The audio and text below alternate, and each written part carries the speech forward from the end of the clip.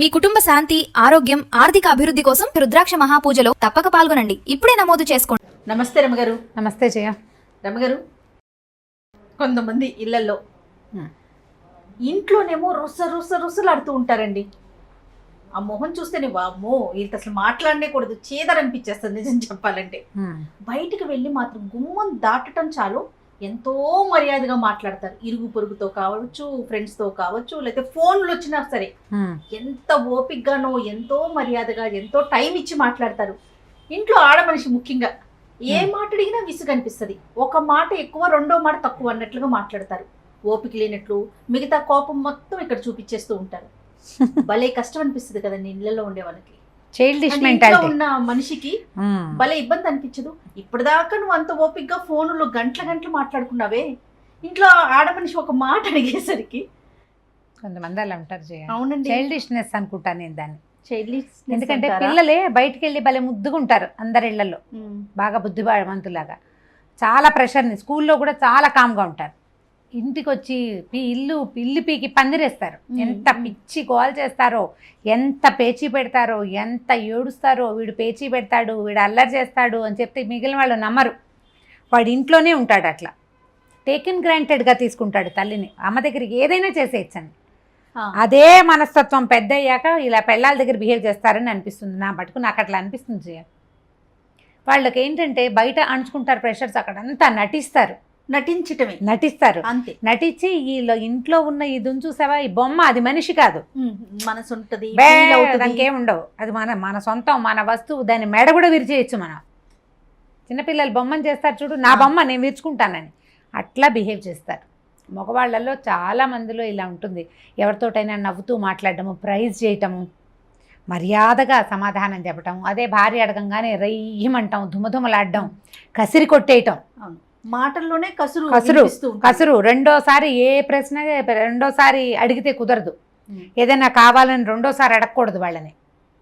ఏమిటి ఇలా ఎందుకు చేశారు అని ప్రశ్నించకూడదు. అసలు ప్రశ్నలు ఎదుర్కోరు వాళ్ళు. ఈ ప్రశ్నలు ఎదుర్కోలేని వాళ్ళు ఏంటంటే బయట చాలా ప్రశ్నలు ఎదుర్కోవలసిన వాళ్ళే ఉంటారు. చాలామంది జనాలకు దొరుకుతారు వాళ్ళు. అక్కడ వాళ్ళ ప్రెషర్ని బయట పెట్టలేకపోతారు. మొహమాటము, ఇన్హిబిషన్స్, భయము, భయస్థులు వాళ్ళు ఏం చేస్తారంటే ఇట్లా ఇంట్లో పడతారు. ఇది ఈజీ కదా, నటన కదా రమ్మగారు. అదంతా నటించటం అనుకోకూడదు జయ. మానసికమైన దౌర్బల్యాలు అవన్నీ. ఇప్పుడు మానసిక రోగమేనా? రోగం అనకూడదు దాన్ని. రోగం వేరు, రోగం చాలా జబ్బు కదా. ఇది ఒక రకమైన దౌర్బల్యం, దుర్బలత్వం, వీక్నెస్ని నీరసాన్ని జబ్బు అంటామా మనం? అనలేకపోతాం. వీక్నెస్ని జబ్బు అనగలమా? అనలేము. అది ఏ డిసీజ్ కాదు. అది సరిగ్గా చేస్తే సెట్ అయిపోతుంది. సెట్ అవుతుందా? మరి సెట్ చేసుకోవాలి, నీకు చేత కావాలి అది. ఇప్పుడు ఎవరైతే మగవాళ్ళు ఇట్లా ప్రవర్తిస్తారో వాళ్ళు ఎవరికైనా ఆన్సరబుల్ అయినప్పుడు, సమాధానం చెప్పాల్సి వచ్చినప్పుడు అక్కడ చెప్పలేకపోయారనుకో, అణుచుకుని ఉంటారు. చాలా మృదువుగా మాట్లాడతారు వాళ్ళతో. ప్లీజ్ రేపు చేస్తాను, కనుక్కుంటాను, నేను చూస్తాను అంటారు. అదే ప్రశ్న ఇంట్లో రాగానే అక్కడ అణిచిన ప్రెషర్ ఉంచావా లోపల లావా ఉడుకుతూ ఉంటుంది.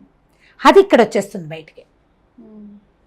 అది నటన కాదు, జబ్బు కాదు, కేవలము ఆ వీక్నెసే. ఆ పరిస్థితుల్ని ఫేస్ చేయలేక, ఎవరికైనా సమాధానం చెప్పలేక, అలాంటి పరిస్థితుల్లో ధైర్యంగా ఉండలేక, పరిస్థితుల్ని హ్యాండిల్ చేయలేక అణుచుకున్న ప్రెషర్ అంతా ఇంట్లో బయట పెడతారు.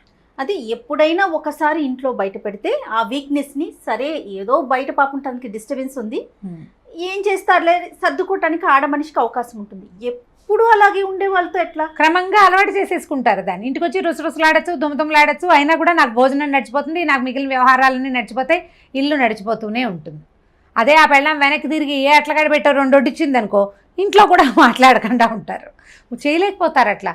మగవాళ్ళు దుమదుమలాడుతుంటే ఆడవాళ్ళకి ఏం కాళ్ళు చేతులు ఆడవు, ఏం చేయాలో తెలియదు. పైగా పిల్లలుంటే, ఎవరైనా పెద్దవాళ్ళు ఉంటే, ఎవరి ముందైనా కసిరి కొడితే పిక్క చచ్చిపోతారు. కసిరి కొట్టేసరికల్లా అవమాన భారం తట్టుకోలేకపోతారు. ఈ అవమానాన్ని తట్టుకోలేక ఆడవాళ్ళు చాలా ప్రెషర్కి గురవుతారు జయ. మగవాళ్ళకి ఎట్లా ఉంటుందంటే, చాలామందికి నేను చక్కగా మంచి ఇల్లు తీశాను, నగలు కొంటాను, బయటికి తీసుకెళ్తాను, బయట భోజనాలు చేపిస్తాను, బాగా కొనిపెడతాను, అన్నీ అమర్చాను, 2 పిల్లలు ఉన్నారు, ఏం కావాలి దీని జీవితానికి? నేను ఏదో అద్భుతం చేసేసాను, నేను అవన్నీ చేస్తా. తను విసుకోవటము, తను అట్లా కసిరేయటము ఈ ఆడమనిషి మీద ఎలాంటి ఇంపాక్ట్ని చూపిస్తుంది ఆ అమ్మాయి ఆ ప్రెషర్ని ఎక్కడ బయట పెట్టుకుంటుంది అనేది అర్థం చేసుకోరు జయ. 50% ఆడవాళ్ల తాలూకు బీపీలకి, స్పాండిలైటిస్కి, తర్వాత రకరకాల అనారోగ్యాలు, తొందరగా డయాబెటీస్ రావడానికి ఇది కారణం. బయట పెట్టుకోలేకపోతే ప్రెషర్ని, ఆ ప్రెషర్ వీళ్ళే తీసుకోవాల్సి వస్తుంది. పనులు తప్పవు, పిల్లలు తప్పరు, పిల్లల్ని చూసుకోవద్దు. శారీరకంగా కొంత ప్రతి నెలా వచ్చే బలహీనత కొంత ఉంటుంది. ఇంత కసిరి కొట్టిన వాడితోటి మామూలుగా ఉండాలంటే ఎంత దించుకుపోవాలి లోపల ఎంత కష్టం. కసిరేసినా మళ్ళీ మామూలుగా ఉండి తిండి అమర్చి పెట్టాలంటే మనకు కూడా విసిరేసే అవకాశం వస్తే బాగుండు అనిపిస్తుంది. ఆ విసిరే అవకాశం ఉన్నవాళ్ళు విసిరేస్తారు, గోల్ చేస్తారు, పోట్లాడతారు. ఇల్లు రణరంగంలాగా ఉంటుంది. ఆయన విసుకుంటాడు, ఆవిడ విసుకుంటుంది. పిల్లలు ఎక్కడికి పారిపోదానరా దేవుడా అని ఏడుస్తూ ఉంటారు. అత్త మామ ఇంట్లో ఉండలేరు. ఈ ప్రెషర్ అణుచుకోలేని ఆడవాళ్ళు ఇలా ప్రవర్తిస్తారు, గొడవలైపోతాయి. ప్రెషర్ అణుచుకునే వాళ్ళు అనారోగ్యాల పాలైపోతారు. తొందరగా వృద్ధాప్యం వచ్చేస్తుంది. అడగలేకపోతారు, అడగలేరు, ప్రెషర్ని అణుచుకోవాల్సి వస్తుంది. ప్రతి మగవాళ్ళు భార్య వీక్గా కనపడుతున్నా, లేకపోతే తొందరగానే తనకంటే 5-6 ఏళ్ళు చిన్నది ఏజ్డ్ లుక్ ఎందుకు వచ్చింది ఈ అమ్మాయికి అనేది ఆలోచిస్తే దానికి కారణం 50% మనమేనని తెలుస్తుంది. 100% అని నేను అన్నాను. ఖచ్చితంగా 50% మగవాళ్ళ దౌష్యము, వాళ్ళ విసుగు, వాళ్ళు కసిరేసేయటము, వాళ్ళ అవమానించటము పదే పదే.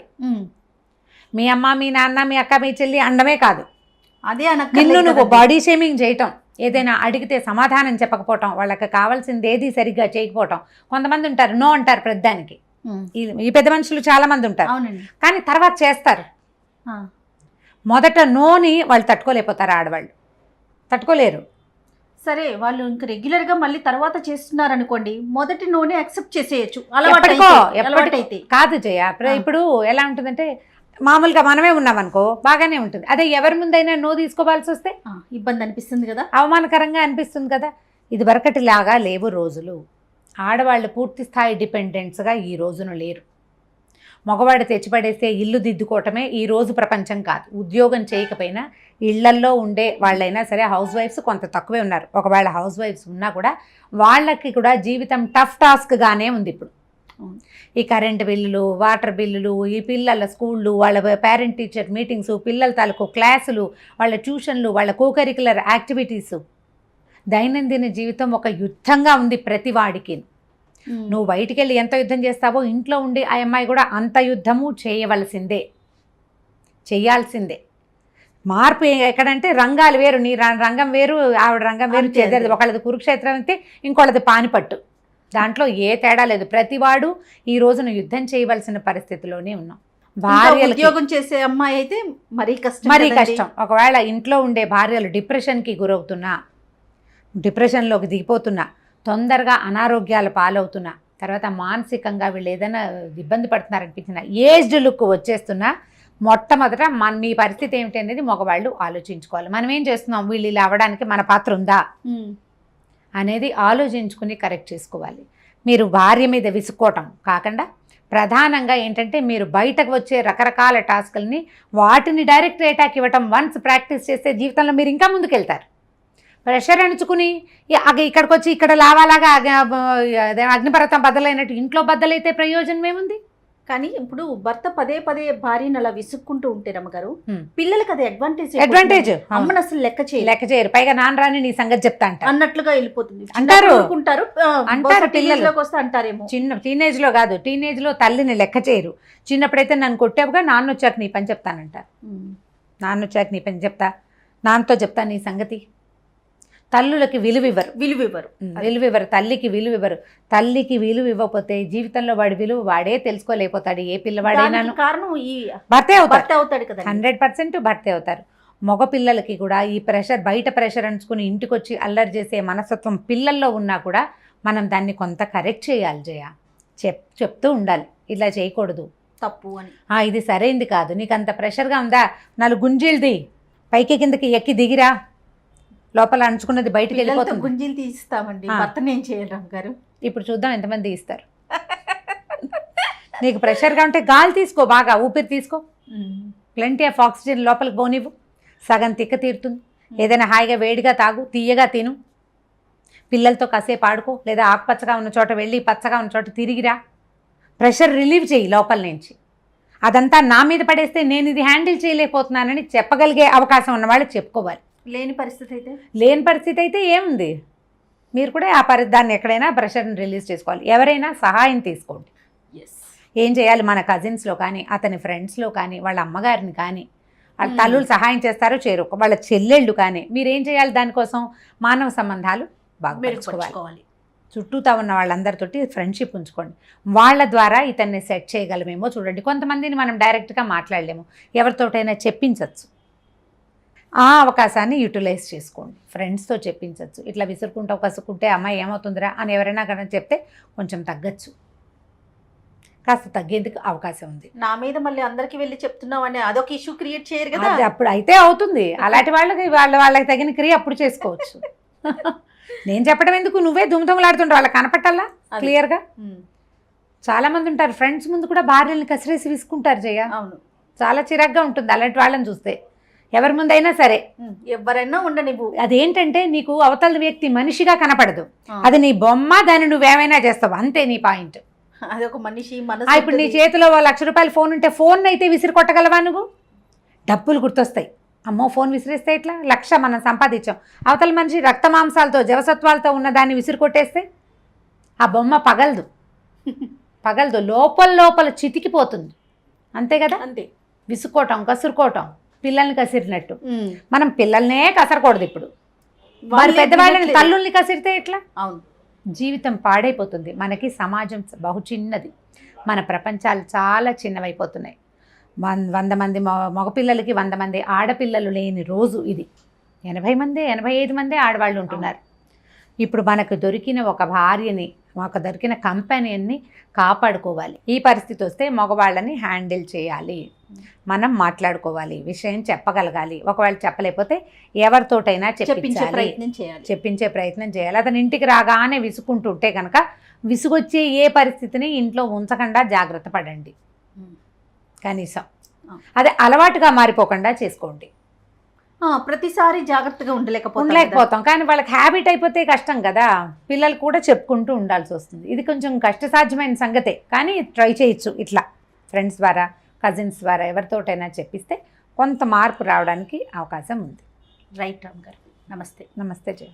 ఈ వీడియో కనుక మీకు నచ్చినట్లయితే లైక్ చేయండి, షేర్ చేయండి. మరిన్ని వీడియోస్ కోసం మా ఛానల్ని సబ్స్క్రైబ్ చేసుకోండి.